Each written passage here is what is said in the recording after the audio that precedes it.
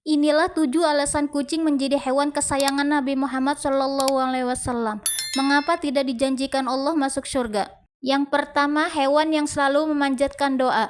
Yang kedua, kucing memiliki naluri dan kecerdasan. Yang ketiga, salah satu hewan yang suci dari najis. Yang keempat, mampu merawat dirinya sendiri. Yang kelima, bisa mendatangkan rahmat Allah Subhanahu wa Ta'ala.